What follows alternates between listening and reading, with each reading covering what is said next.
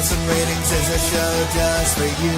We talk film, TV, both old and new. We discover new things, our taste get broader. So here's the show's host in no particular order.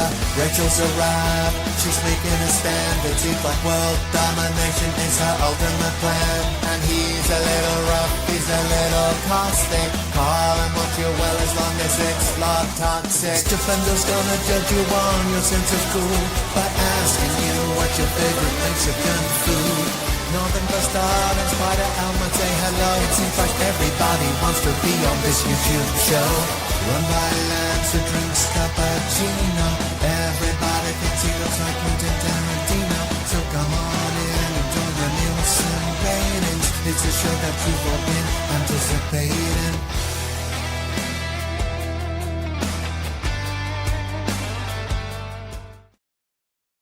Hello. I've no idea why my avatar is tiny, because I'm not sharing anything at the moment. That's normally you're over there when you're sharing something. I don't know what's happening there.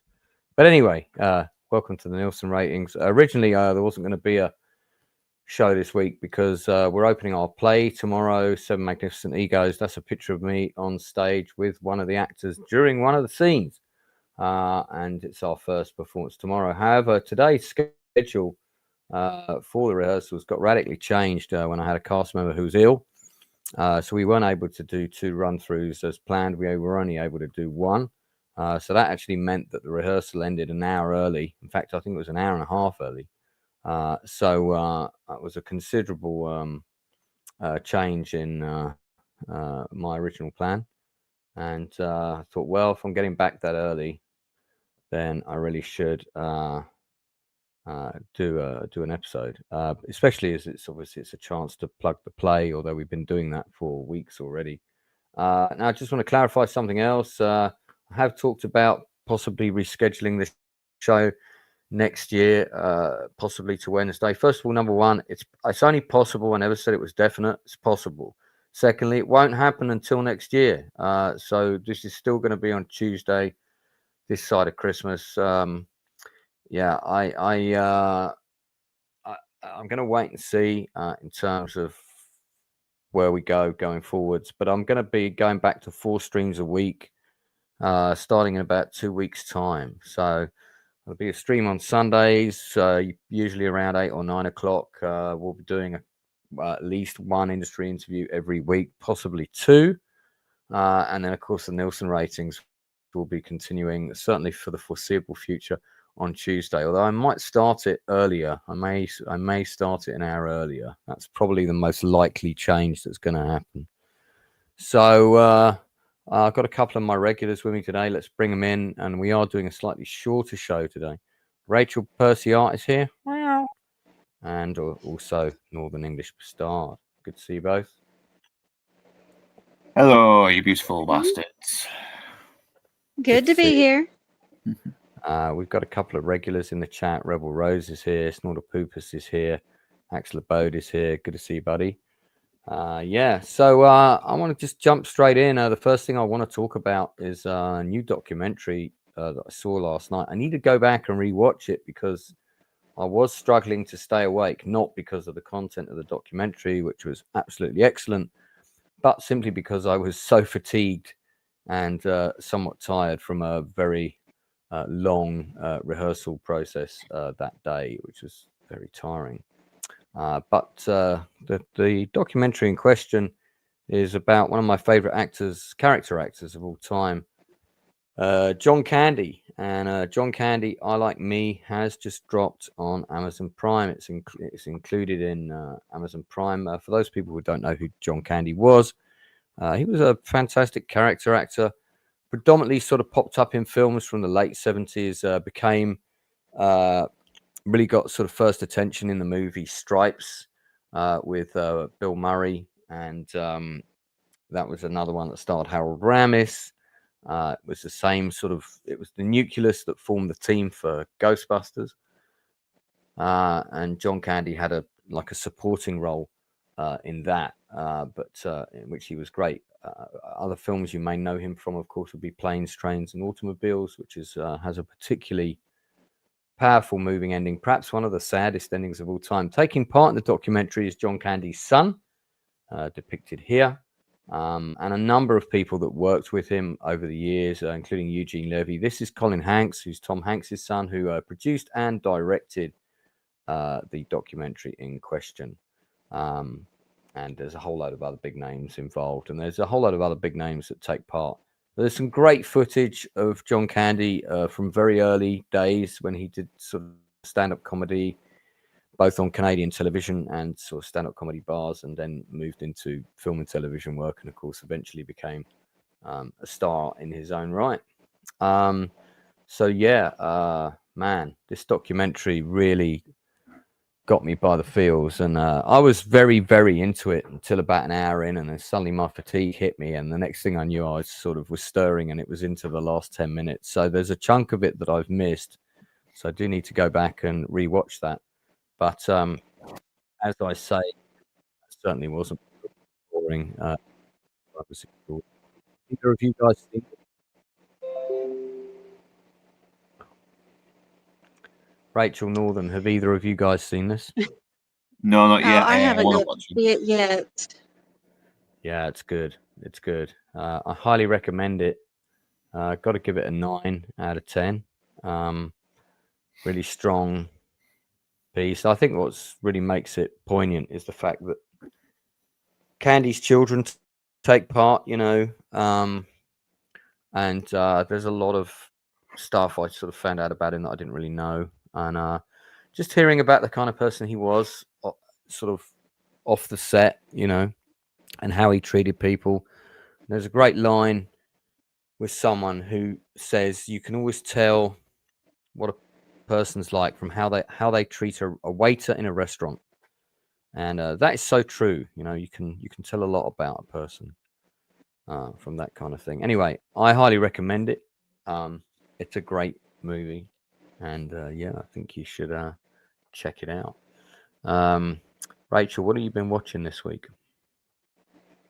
Oh, it's October, so I've just been running through all the horror movies that I love. I did watch Tron Ares. I've watched it 4 times since Friday. Oh wow! So is that a big thumbs up from you? And that is definitely. It definitely could have been a better movie. I'm not going to say that it is perfect. It's not even the perfect sequel. There were other things they could have done, but I really enjoyed it. I ended up wanting to see more of it. And I haven't felt that way about many movies this year. So, I was a little bit surprised.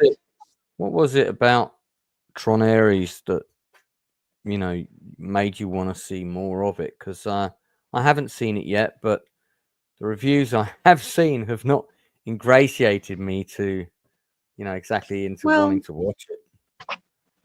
It depends on, it really depends on what kind of reviews, because the audience seems to be okay with it, and then you have critics that are just trashing everything about it. And when you go into a Tron film, you're like, well, you're going to have great effects, you're going to have really good music, and you're going to have a story that's kind of wrapped up in that bow. And it hit all 3 of those. It had excellent effects. I felt like they took the story in the natural direction for it to go, if you weren't going to include the 2 characters from the last movie, which, whatever. I like Tron Legacy, but I feel like bringing that world into the real world really was a good idea.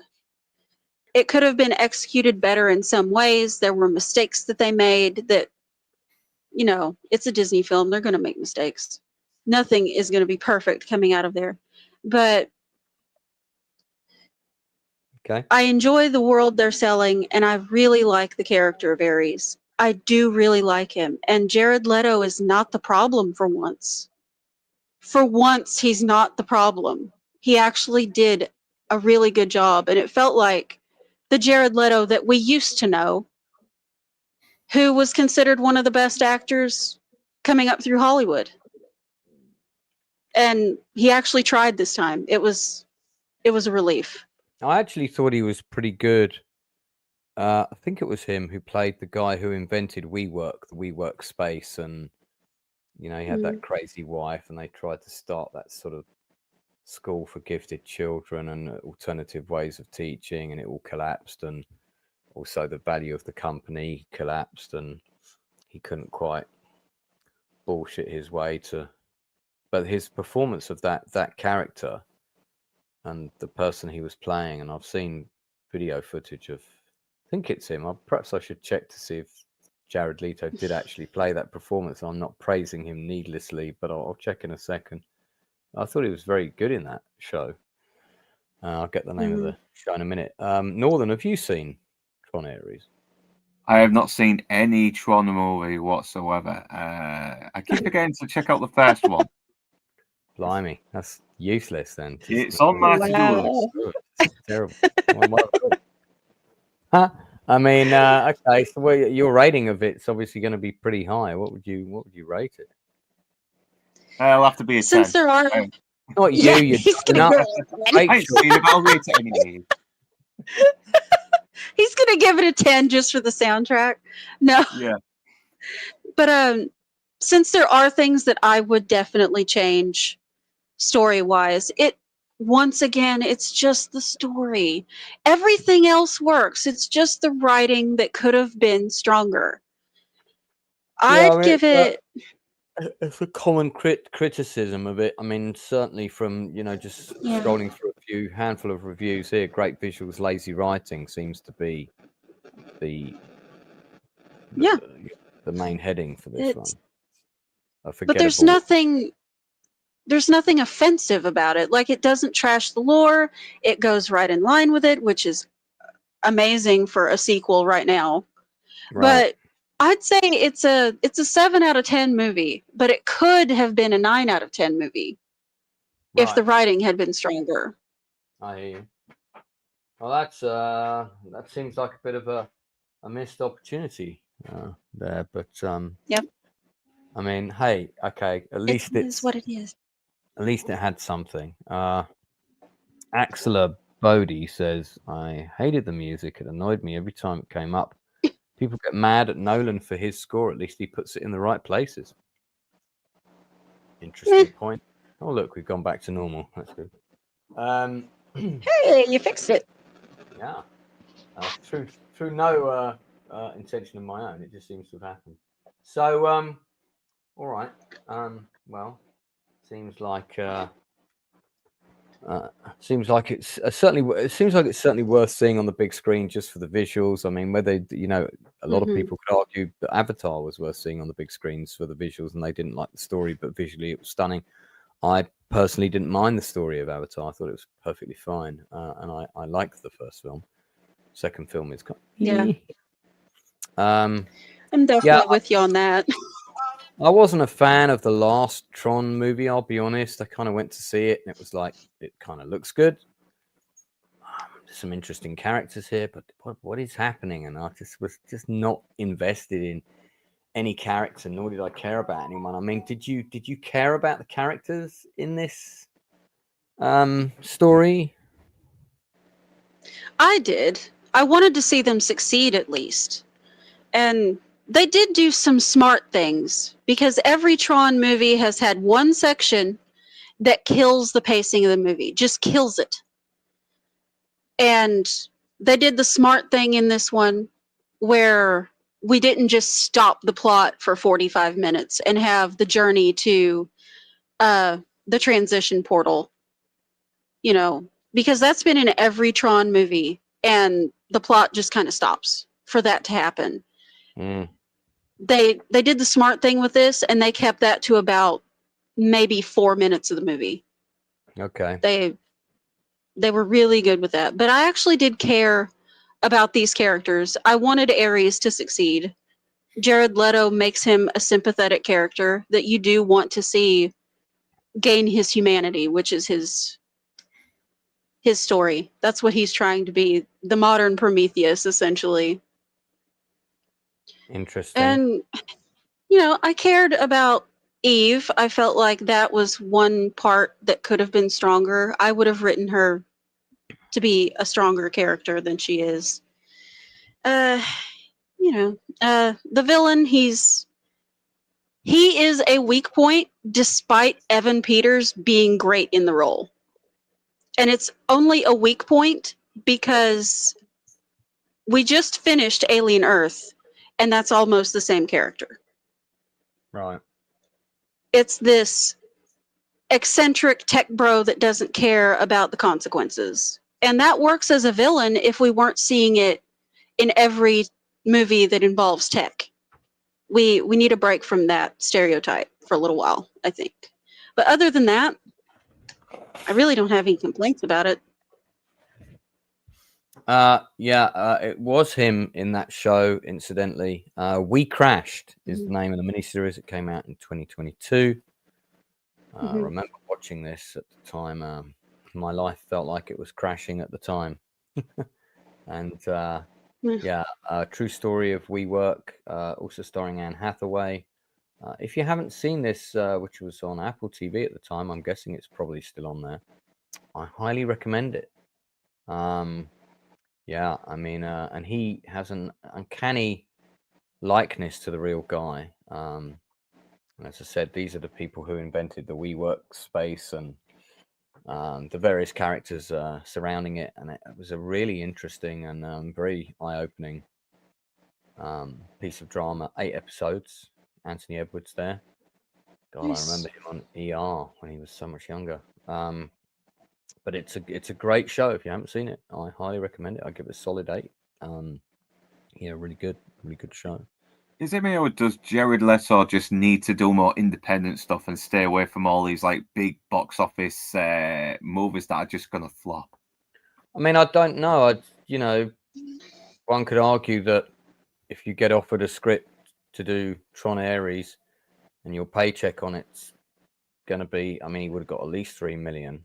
And I would have thought at least that. Yeah, it's just because with Suicide Squad, then Morbius, then Tron Ares, it's like he was pretty good in Dallas Dollars Buyers Club with Dallas Buyers Club. Yeah, he was good in that. He was good in that little small scene in American Psycho. He was pretty good in Gallon's Rockets.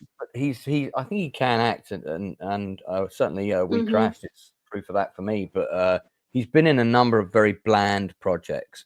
But at the end of the day, the things you're talking about are all kind of either resurrected IPs or superhero things, and all of those you could apply any actor that's been into those, and they're all a bit naff, aren't they?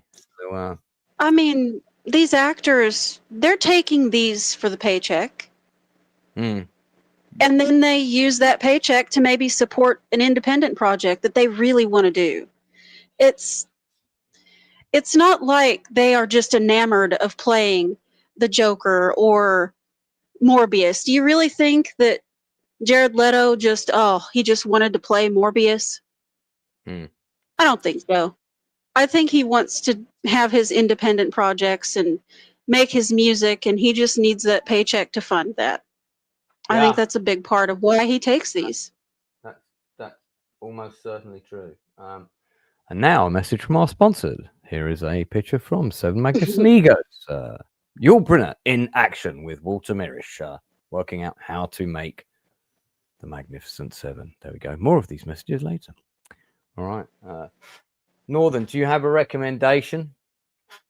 Yes, I have been rewatching. Not rewatching. Watching for the first time the Tales of the Crypt from 1989. They're all free on YouTube, by the way, as well, and I am loving it. I am loving John Cassette as the Crypt Keeper himself, just being this really, really ghastly but hilariously funny little zombie-looking guy, and this little ghoulish bastard who loves telling these really horrible, mean-spirited stories about all these nasty, sort of terrible people who just end up kind of destroying themselves, and getting themselves into things that exploit their vanities, their vulnerabilities, their flaws, everything. And I just love it. and it's really gruesome and really gory, and it doesn't care. And you even get a little cameo from some celebrities as well. And the casting on these episodes are really good. I mean, we've got Michael Ironside on there. We've had Miguel Ferreira, Arnold Schwarzenegger, Leah Thompson, and Demi Moore. I mean, this show really did make a big impact as well. I mean, they had loads of great people working on this. You had Richard Donner, Robert Zemeckis, everyone. It was like, tons of people you can really tell tons of people had a lot of passion in making this, because this was based on an old comic back in the 50s. Yeah, I remember the original comic book. I think I saw one somewhere. I forget exactly where it was. Might have been a comic convention or something.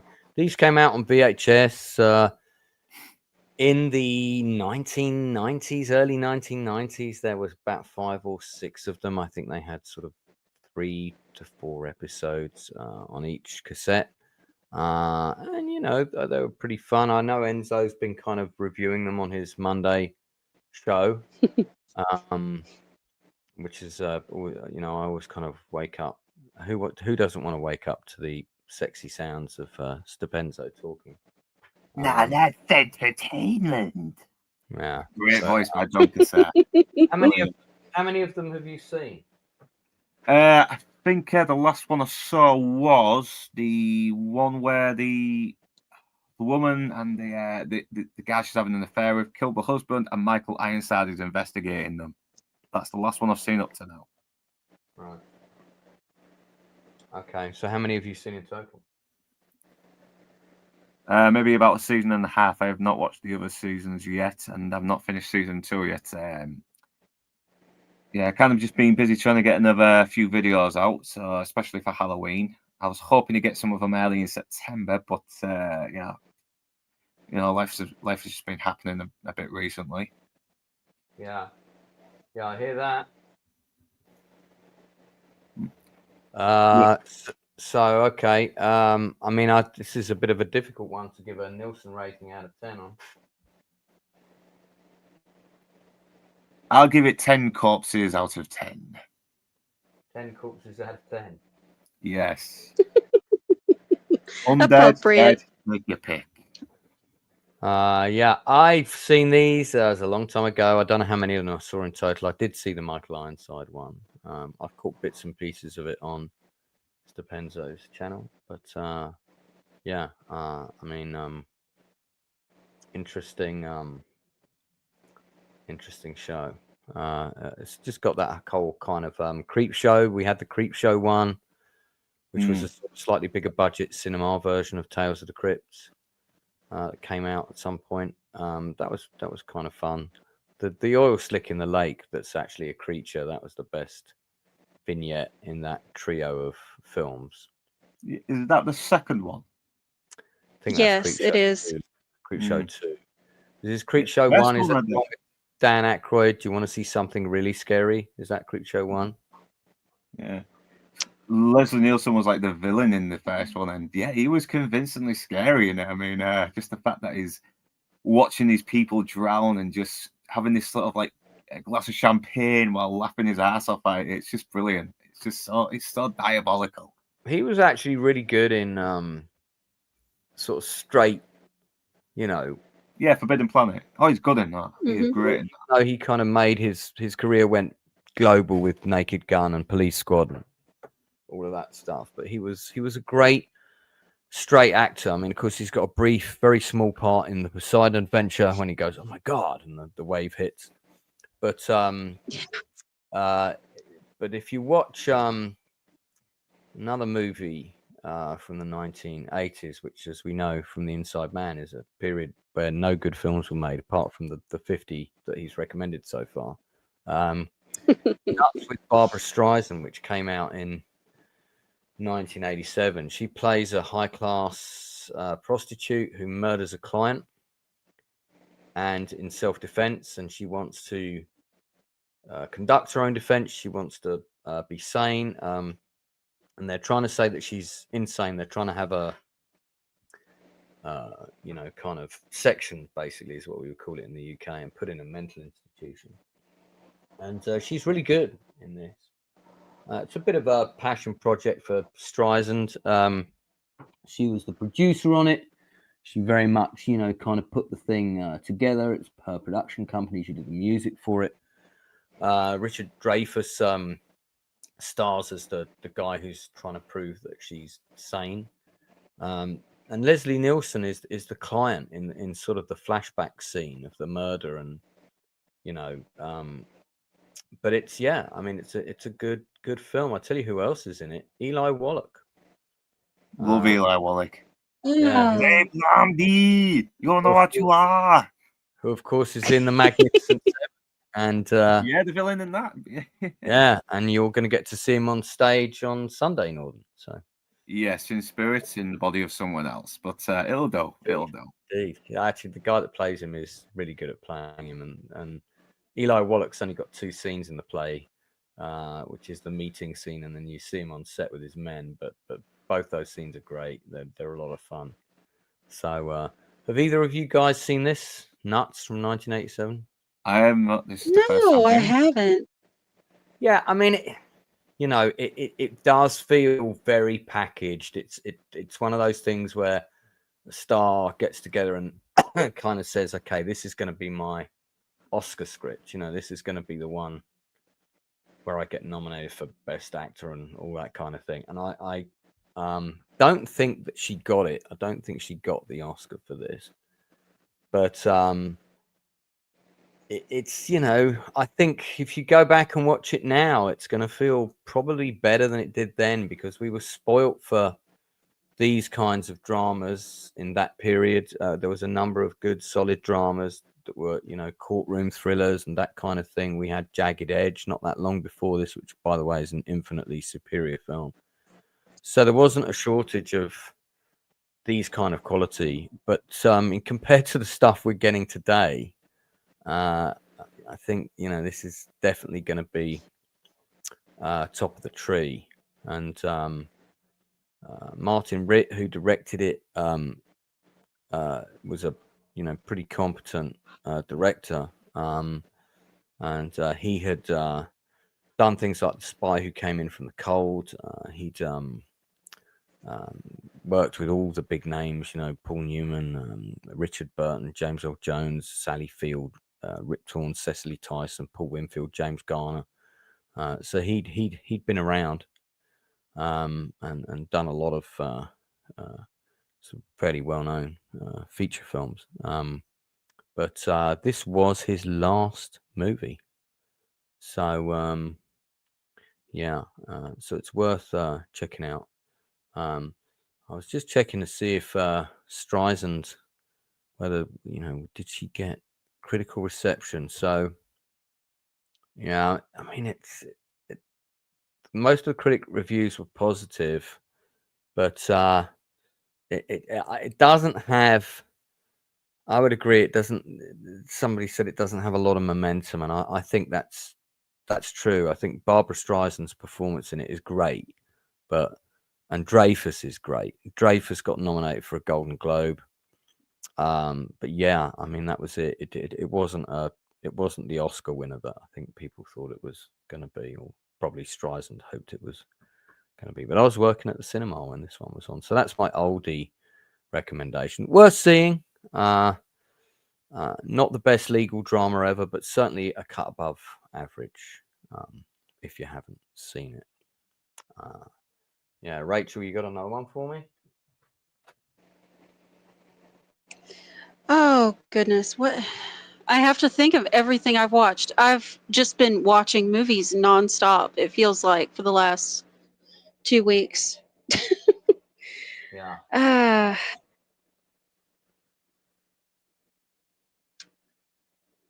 Oh my goodness. There's just too many. There's too many.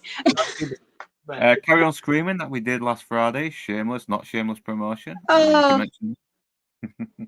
that was wonderful. I loved that. That was such a good movie. I've never seen any of those films, and just watching that was like, oh, this is the humor that I've been missing in my trip through horror from the 30s all the way until now. This is the humor that I've needed. Right. Yeah, because it does do a good job of actually replicating that feel of Hammer horror, but you've also got these like bumbling detectives and a bumbling witness sort of like getting into these scripts with these weirdos and this. Yeah, I would have Like, liked to have yeah. done that stream with you, because that was a big part of my childhood, Carry On Screaming. In fact, I think that was probably the Carry On movie that made me aware of the Carry On films, because us kids were sort of allowed to stay up and watch it. I think it debuted on British television sometime in the 70s, and it was, it was still quite scary, because there was a lot of like mist and creepy creatures and people being kidnapped in the mist. And Yeah, I mean, it's got a lot of atmosphere, hasn't it? yeah, but I Oh, mean, yes. obviously now it's, you watch it as an adult and it's very silly and over the top and ridiculous. And but I there's a lot of things about this one I do remember. I mean, I haven't watched it in probably 20 years, but I remember Kenneth Williams going, "Frying tonight," as he kind of drops into the whatever it is, the acid bath or the Nefertiti thing. And Yeah, Robatiti. and there was it Oh my word. was it Odd Job and Odd Bod, or the Oddbod two? and Junior, yes. Odd Bod and Junior, you're right, okay. Yeah, and then I do remember the sort of the Elvira lady who had the very pronounced breastage. And Well, she has to, you know. I yeah, mean, it comes with Peter territory. Butterworth, doing drag, of course. Sorry, Rachel. Let's go back to your breasts. What was the comment again? Oh, she has to have the lovely rack, of course, to support the movie, you know. Well, indeed, very well phrased. Yeah, I mean, Angela Douglas, who often played the blonde lady, like the love interest, she was a regular. I think she was in a couple of other Carry-Ons, including my favourite, Carry On Up the Khyber. Yeah, she's in that. Yeah, that's my favourite Carry-On film. I think that's the Carry-On it's film. one of the best ones as well. It is. It is. It's one of the ones that hasn't dated badly. A lot of the others have dated really badly. Fenella Felding, I don't think she did any other Carry-Ons. I don't think she did as well. Did we mention that she did another? I can't remember, but I've not seen her in any other Carry-On. She did one more. Yeah, I think she did one more, but I can't remember which one it is. Am I right in? She passed at 2018 at the age of 90. She had a good innings there. Am I right in thinking then, Rachel, that you've just done a massive binge of Carry On films? Is that right? I'm working on all the ones that are available on Tubi right now for free, because that way I get to watch them on the big screen. But Up the Khyber. Yeah. Oh my God, they're hilarious. Up the Khyber is definitely the best one. So she was in Carry On regardless. So she did do a second one, and she did a couple of the Doctor movies, which were very in a very similar vein, comedy wise. Carry On regardless. Oh yeah, the Helping Hands Agency. This is one of the early black and white ones, right, where they were sort of like a DIY agency that was, the sort of people that you definitely wouldn't want to come and fix your house. Yeah, so that's interesting. I don't know. It's hard to give a rating for Carry On Screaming for me, because I haven't watched it in so long. What would you guys rate this? I think I'll give it a 9 out of 10. I mean, yeah, it does look a little dated in places, but I think it's kind of giving more of a charm. We kind of we are lacking comedies like this a little bit, that just weren't afraid to be a little bit, grown up and a little bit naughty, and it does pretty much do the Hammer horrors justice as well. It feels like a Hammer horror, but then you've got all these like weird, goofy lines being uttered by these characters, like, oh, we got the thereabouts and the hereabouts, and we're the police officers and your layabouts. Great little back and forth between these characters. Yeah. So what do you give it out of 10? Yeah, I had such a good time with it. I think I'd give it an 8 out of 10. Like, it's it's just great, and it makes me miss the Hammer horror films. I need to go back and watch more of those while they're available. I think the last film to feel like a Hammer horror was probably Sleepy Hollow, but that's my opinion. Yeah. Sleepy Hollow, not Sleepy Hollow. Yeah, Sleep with Johnny Depp. Because That's the one with Christopher Walken. I actually found the animated version of that, which I used to watch as a kid back in the day, superior to that film. It is more faithful, but that's the thing with the Tim Burton version. It kind of does what the Hammer horrors does by taking the source material and completely changing it and having a shitload of like orange, bright coloured blood splatter the screen. And you've also got Michael Goff and Christopher Lee in there as well. So that's a good little connection back to the Hammer horrors. I think the original one I saw was part of. I wrote about it. You've got Silver Screen Journeys, haven't you? My book. Yeah. So yeah, if you it's in the book. If you read the beginning, one of the first things I talk about is this animated show it was called Animated Classics, and they were actually, I think it was a Canadian-Australian co-production, something like that. And they did about 20 or 30 films. They did The Three Musketeers. They did Treasure Island. They did the one with Chateau d'If, where the guy gets put in the prison for years and years and years, and then Count of Monte Cristo. That was one of their first ones that I saw.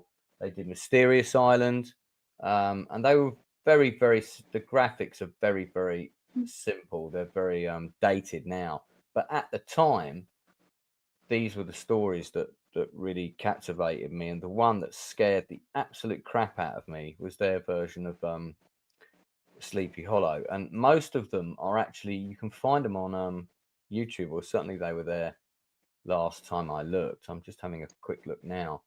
And they are on Disney Plus though, and it is the Disney version that you're talking about, isn't it?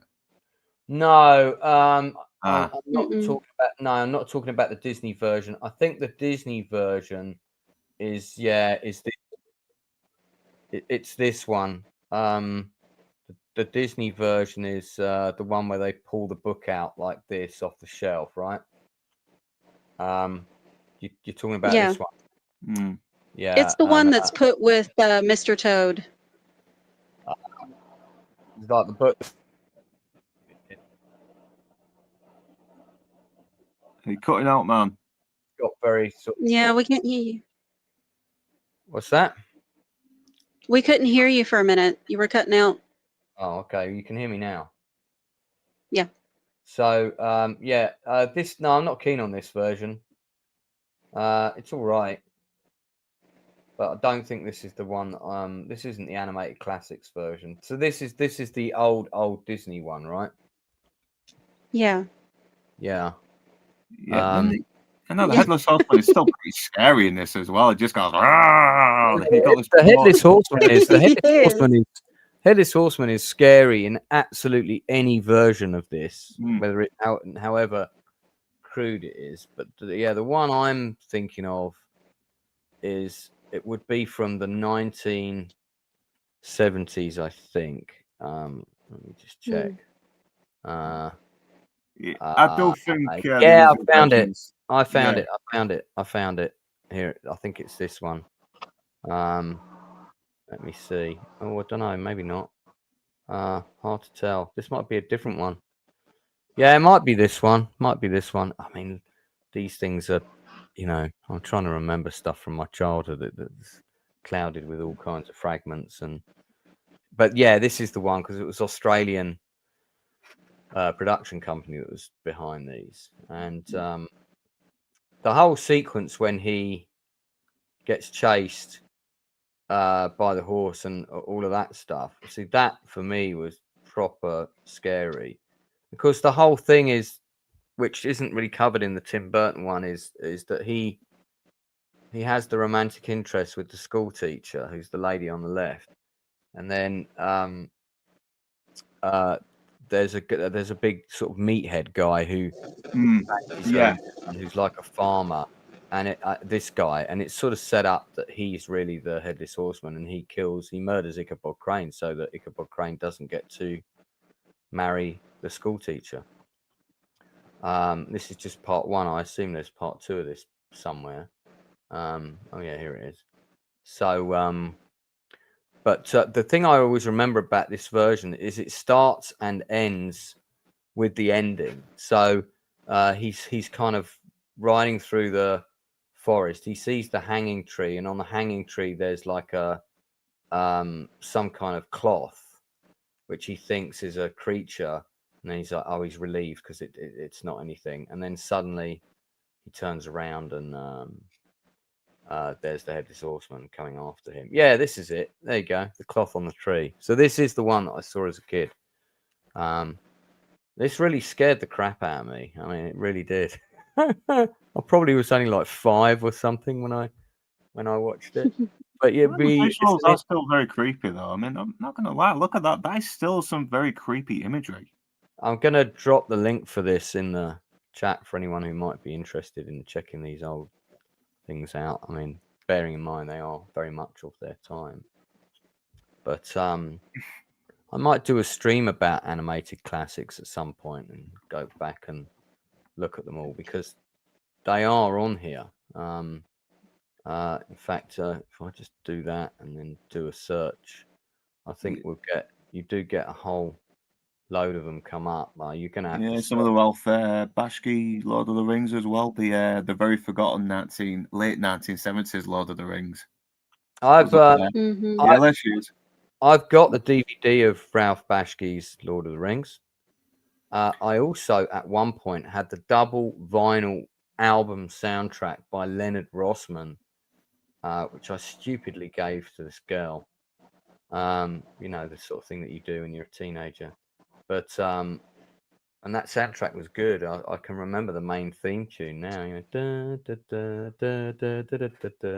went like that. Yeah, I love that rotoscope sort of animation where it's Yes. and it is actually very gory. The 1970s Lord of the Rings. Very, very, but Mhm. you get sliced up, blood splats out of them, everything, man. It is very Game of Thrones. Yeah, and I mean, the whole thing is, you can find it on YouTube if you search. I think somebody's broken it up into a gazillion parts.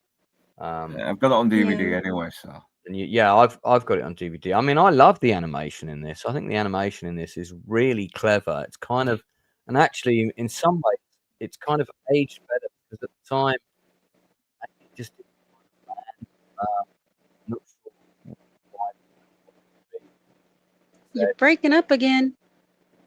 I know. Fucking hell. Am I? StreamYard is not nice to you tonight. Yeah. I mean, I'm not moving. I'm not doing anything, so I don't understand why that's happening. Is that? It really could could be just be StreamYard. StreamYard. Yeah. Is that for people in the chat? Can you hear me all the time? Let me know if you can. Good to see you, Racehead. Not seen you for a while. Well, that sounds like he's underwater. Is it still like that? Is it still? No, you're clear now. You're okay now. You're okay now. I mean, I'm not doing anything. I'm not moving. I'm not doing anything. I haven't even moved my mic. All I'm doing is sharing screen. I don't know if that's partly responsible. Yeah, I think Enzo has mentioned that sometimes sharing Internet Movie Database will do that as well. Well, this is YouTube. So, yeah, John Hurt did the voice of Aragorn. Yeah, awesome as Aragorn. Yeah, Yes. he was. He was great. We talked about this on the flight over from the Isle of Man when I caught a plane with him, and just happened to be on a plane with John Hurt. I was like, that was great. I like the fact that he's a little bit more intimidating than the Viggo Mortensen version. I mean, there's a scene where he goes, "If I wanted the ring, believe me, I would take it." Yeah, I mean, he's Aragorn. Yeah. I wouldn't. he's very yeah, it's a different take on a lot of the characters in a way. Like Sam is kind of different in this as well. Sam is very Oh, he's very annoying in this one. he's very the Sean annoying. Astin version is better. It's like a Oh, bless frustrated. him. Yeah. Like a frustrated.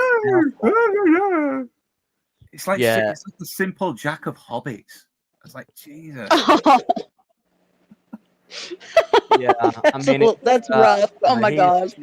He's annoying, but at the same time, he still feels like it's just a different interpretation from the book. It still feels kind of. Yeah, I think this was where the Peter Jacksons do become a bit more superior. Plus, we are given a bit more time to get to know him. But Frodo in the original Lord of the Rings, he does actually take action a little bit more than the Elijah Wood version does. I mean, when he goes up against the ring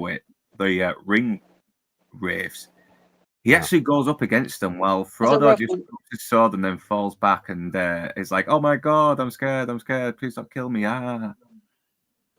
Animated Aragorn is closer to the books. Yeah, I'd agree. Yeah. A lot of it is actually more It's true. It really is true. I still love Vigo. He is kind of the Aragorn of that Jackson world. Yeah, both versions are fucking great. You should watch the Nostalgia Critics old versions, where he talks about, both versions, and he does make some pretty good points as well. Here's another picture of Yul Brynner from Seven Magnificent Egos. There you go. In a scene where you can just see my head peeking round the back of the girl in the background there. So, yep, we're on stage tomorrow night. This time tomorrow, we will just be coming up to the end of our first performance, or actually, I think it will have ended because I think we will come down. Yeah, we come down about now. We'd be coming down about now, quarter to 10. So that's on tomorrow at the Rose and Crown pub in Walthamstow. The Making of the Magnificent Seven. Just plugging it again, and there's some of my cast, and what a great cast they are too. So yeah, fun times. So this show is only going to be an hour, so we're going to be wrapping up in about 8 minutes. So is there anything else you guys wanted to mention or say that you've watched that you think is worth telling our viewers about, that maybe they should go and check out? Good Boy's a pretty good film. It's nothing spectacular. It's not the greatest thing that's ever come out, but it is a nice original take on the whole haunted house thing. And yeah, the fact that it's actually pretty much based around the point of view of the dog. And he's very scared about some unknown supernatural entity that's coming for his owner who's apparently terminally ill. Oh, this is the this is the thing that Enzo recommended a couple of weeks ago. Yeah, and you do actually feel, and it's a good idea because dogs are awesome, dogs are cute. So of course you're gonna be worried about a dog when there's a ghost around because Well, you don't want is it called Dog Story? What was it called again? Good Boy. Good Boy, that was it. Yeah, I won't give away the ending though, but it'll really break your heart to watch it. It really will. Well, I can guess it already. I mean, we talked about this the other day, and it's I know it's done pretty well. People seem to like it. I'm a huge dog guy. I haven't had a pet dog since I was a kid. And of course, this dog is now like this international superstar. And in fact, there's pictures of him on the red carpet. Yeah, I mean, because it's look at that face. I know, look. I know. I know. I know. I'd like to own it. I'm not sure about the hand. I will give credit to the director because it is his dog. And even though he's just basically giving him commands behind the camera that the dog isn't really fully comprehending, he does somehow manage to have a personality, and he somehow fools you into thinking that, oh my god, I am so scared that this thing is happening. It's he's trained his dog really well. I think Drinker already mentioned it took 400 days for him to actually get the right amount of training for him to actually emote the way he wanted to for the camera, at least get the performance out of him anyway. Do we think there's any CG involved in post-production, maybe? I think there is the odd one. There's a few times where I see some shots to the eyes where it looks a little CGI, but apart from that, most of it seems very practical. And some of the ghost effects look a little CGI in places, but because there's a lot of harsh shadows around it, it's very easily covered up, so you can't really tell if it looks fake or not. So that was so he's done a good job there. Using the effects in the right place. Yeah, he's using it to enhance it, not to. He's not relying on it. Yeah. You Yeah. mean like a Marvel film? Mm. Yeah. Well, yeah, good boy. Ratings out of 10 on that one because I haven't seen it, but both of you have. Yeah, I give it a good 8 out of 10. You know, it's a simple little story. It's nothing truly big. It's nothing too complex, but you know, it's just something that you can just sort of put on in the background and watch and be away for a couple of minutes and not miss anything. I think, unless I remember this wrong, I Oh, think for Aaron, me. who's in the chat now, is coming to Seven Magnificent Egos on Sunday. So you'll get to meet Northern Bastard in person and a couple of other YouTubers as well. Look forward to meeting you. Yeah, because Kung Fu Hot Dog is also going to be there. He's coming on Sunday as well. Yeah, lovely bloke. Fucking Alan bloody Spider bastard. Warlord He really is going is. to be there. And it's possible some of Tomby's crew will be coming down if Tomby's coming that day. That's all a bit up in the air at the moment, but we'll see. Yeah, train tickets booked anyway. So Yeah, fantastic stuff. All right, so we're going to wrap it up there because I did say originally I wasn't going to be doing a show today, but I'm back from rehearsals early. So I thought I'd do a quick one. So if you want to tune in to something else, Toxic Tuesday is going to be streaming shortly. He kindly went back an hour so we didn't clash because he told me he was going to do a stream if I wasn't. So that was fine. But the Nielsen ratings will be carrying on Tuesdays at the same time until the end of the year. And then next year I'm going to see. But I think I'm going to be starting it earlier. That is one of the things. I think I'm going to be starting it at 9 and finishing it at 11 UK time. So I think we're going to be moving it an hour earlier. Whether that will start next week or not, I'm not sure. But that will start this side of Christmas for sure. I'm going to be starting it earlier because I want time to it's all to do with time differences and things to do with work and meetings and also talking to people overseas and stuff like that. So Proctofile says it's been short and sweet. It has indeed.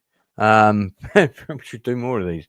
So yeah, so I'm just going to remind people that our play, The Seven Magnificent Egos, about making the Magnificent Seven, it is on tomorrow. It's the opening night tomorrow.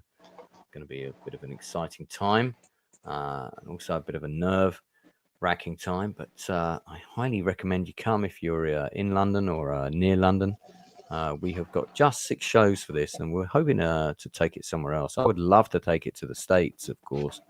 It'd be great to put it on in New York and also Texas, but who knows? I mean, the monetary stuff is not there for such frivolities at the current time, but in the future, who knows? Maybe we'll get to take it there.